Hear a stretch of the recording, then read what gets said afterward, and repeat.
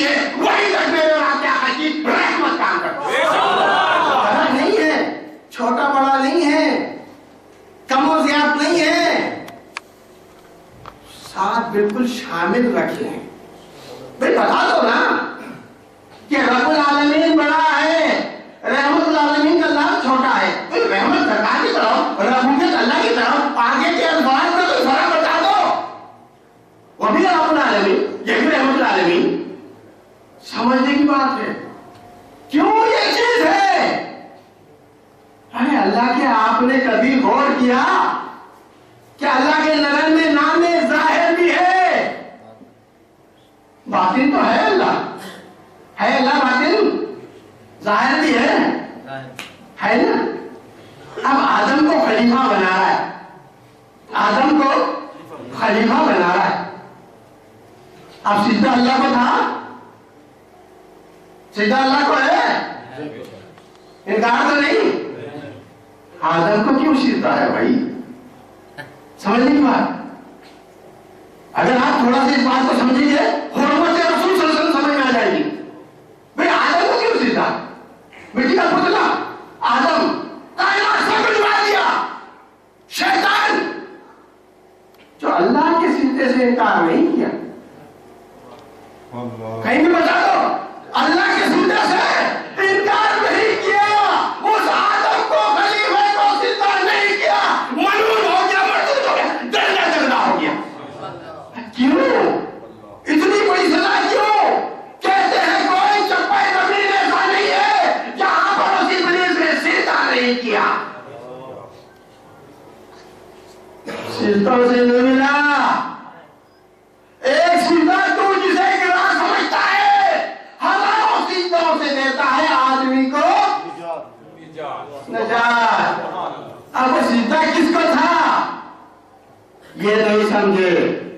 اس آدم کے پتلے کے اس مادے پہ نور محمد صلی اللہ علیہ وسلم چمک رہا تھا. سمجھنے کی بات ہے. آدم کے پتلے کو سجدہ نہیں تھا. اگر آدم کا پتلا اتنا ہوتا تو غلطی کیوں کرتا؟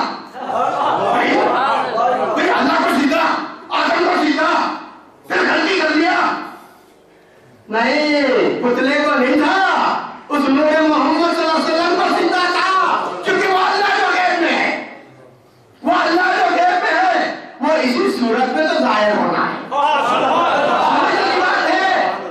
بھائی اگر آپ اللہ کی نظر میں صفت کو مانتے ہو تو ظاہر کو بھی مانو نا، کلیم کو بھی مانو نا. تو ظاہر کا ہے کلیم کا ہے. اگر وہ دکھنے والی نہیں ہوتی، اگر اللہ دکھنے والا نہیں ہوتا تو موسیٰ علیہ السلام اصرار نہیں کرتے. بھائی بول رہے نا دکھ. اللہ کو کہہ رہے ہیں موسیٰ علیہ السلام، سنا ہے واقعہ، کہہ رہے ہیں دکھ، تو کہہ رہے لن ترانی، ابھی نہیں دیکھ سکتے.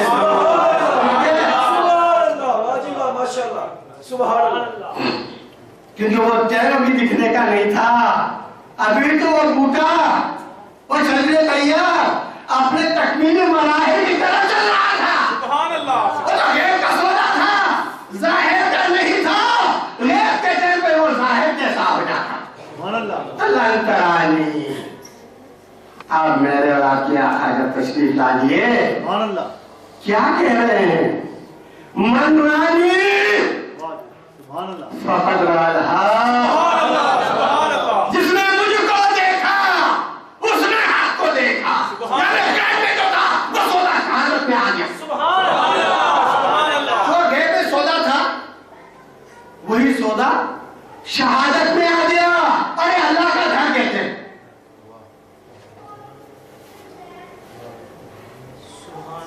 اللہ کا گھر کہتے ہیں نا. بیت اللہ کو اللہ کا گھر کہتے ہیں. 360 فٹ تھے، مانتے ہو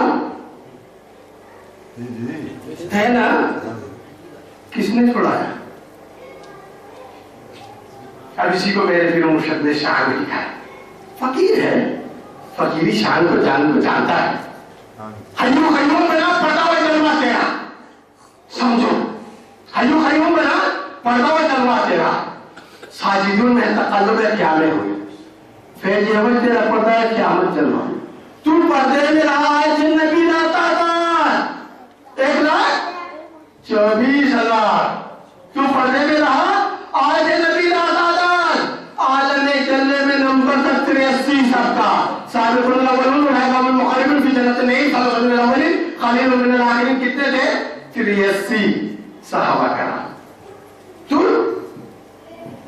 تو پردے میں رہا آج نبی تعداد عالم جلنے میں نمبر تک 83 سب کا. تو سمیع ہی رہا آدم سے نبی عیسیٰ تک. آج جب ذات محمد تو بصیر ہو بیٹھا. سبحان اللہ. آج جب ذات محمد تو بصیر ہو بیٹھا. للترانی تیرے احسان تو مایوس کن تھا. وقت بتا کے نبیوں کو تسلی کر دی. لیکن تم سب کو بٹوارا وہاں نہ ہوگا. میرے دکھنے کا زمانہ ہے محمد ہی کا ہے. محمد کی جمالی و جلالی دوران تبلیغ و ہدایت و غزوات جمالی ہوگا. جب جہاز ہوگا جہاز ہی میں نظر آؤں گا. اب قرآن کیا کہہ رہا ہے؟ وَمَا رَمَيْتَ إِذْ رَمَيْتَ سبحان اللہ. وَلَكِنَّ اللَّهَ رَمَىٰ. اے محمد صلی اللہ علیہ وسلم آپ نے جو تیر پھینکے آپ تیری گھڑی میں لگے گا. آگیا جب جہاز ہوگا جہاز ہی میں نظر آؤں گا. کیونکہ دکھنے میں رہا آنکھ کی انصر پہلا. فتح مکے سے ہوئی دین کی نعمت پوری. گھر کا مالک ہے وہی گھر پہ ہو جس کا حفظہ. آگے نا سرکار اور کہہ رہے کیا ہے؟ قُلْ جَاءَ الْحَقُّ وَزَهَقَ الْبَاطِلُ إِنَّ الْبَاطِلَ كَانَ زَهُوقًا. حق آ گیا باطل مٹ گیا. بے شک باطل مٹ گئی. سبحان اللہ. یہ ہے بنیادی چیز. اب وہ ہے کا سودا شہادت میں آنا تھا. تو آپ نے فرمایا وَمَا أَرْسَلْنَاكَ إِلَّا رَحْمَةً لِلْعَالَمِينَ. اب جتنے بھی عالم ہیں اب رحمت سرکار کی یوں ہی چلتے رہیں. اب سمجھنا یہ ہے بھئی ہر ایک نسل انسانی ایک عالم ہے. اب اس نسل انسانی کے عالم میں وہ رحمت کہاں سے مل رہی ہے؟ یہ ہے چیز سمجھنے کی. کیونکہ حضور نبی کریم صلی اللہ علیہ وسلم نے فرمایا انا خاتم النبی لا نبی بعد. میں نے نبوت پر مہر لگا دی. میرے بعد کوئی نبی آنے والا نہیں. اسی دن دوسرا دروازہ کھولا انا مدینۃ العلم وعلی بابها. اب رہتی دنیا تک وہ در مصطفیٰ جو ہے آل محمد والعالین کا بنا ہو. اب اسی لیے اس کو ایک بار سے سمجھ لیں. عالم شان سمجھنے کی کوشش کریں سرکار جی. عالم میں آپ کی شان کس طرح آیا ہو رہی ہے. آپ سرکار صلی اللہ علیہ وسلم سے پہلے آنے والے افراد کو کیا کہتے ہیں؟ علیہ السلام. جتنے نبی کا ہم تذکرہ کرتے ہیں تو علیہ السلام بولتے ہیں نا. موسیٰ علیہ السلام علیہ السلام علیہ السلام علیہ السلام علیہ السلام 1,24,000 علیہ السلام. سرکار صلی اللہ علیہ وسلم کے دربار میں موجود افراد کو ہم کیا کہتے ہیں؟ رضی اللہ. کسی مثالی کا نام لیتے ہیں تو رضی اللہ. ابراہیم ابوبکر صدیق رضی اللہ تعالیٰ. عمر فاروق رضی اللہ. اعظم یہاں جتنے ساتھی ہیں سارے رضی اللہ. لیکن اولیاء اللہ جو تشریف لاتے ہیں ان کو رحمت اللہ علیہ کیوں کہتے ہیں؟ سبحان اللہ. کبھی غور کیا کیا اللہ نے ان پہ سلامتی نہیں دی؟ کیا علیہ السلام نہیں بول سکتے؟ بھئی سلامتی کی بات ہے سلام. کیا اللہ ان سے راضی نہیں ہے؟ رضی اللہ نہیں بول سکتے؟ کیا ناراض ہے کسی ولی سے اللہ؟ تو پھر رحمت اللہ علیہ کیوں کہتے ہیں؟ یہی وہ نکتہ ہے سمجھنے کا کہ عبد القادر جیلانی رحمت اللہ علیہ اپنے دور میں در مصطفیٰ ہیں. معین الدین چشتی رحمت اللہ علیہ اپنے دور میں در مصطفیٰ ہیں. اسی طرح علی حجویری رحمت اللہ علیہ اپنے دور میں در مصطفیٰ ہیں. اسی لیے معین الدین چشتی رحمت اللہ علیہ علی حجویری کے دربار میں بیٹھے کیا کہہ رہے ہیں؟ گنج بخش فیض علم مظہر نور خدا ناقصارہ پیر کامل کامل آرہ. تاجدار ہند تو وہ ہے معین الدین چشتی ہے رحمت اللہ علیہ ہے. لیکن ان کے پاس بیٹھے یہ کیوں کہہ رہے ہیں؟ کیونکہ اس دور میں تو وہ تھا در مصطفیٰ. سبحان اللہ. جس دور میں وہ تھے جب معین الدین چشتی رحمت اللہ علیہ آگے وہ در مصطفیٰ. آج تو اس سے وابستہ ہو گیا وہی کامیاب ہے.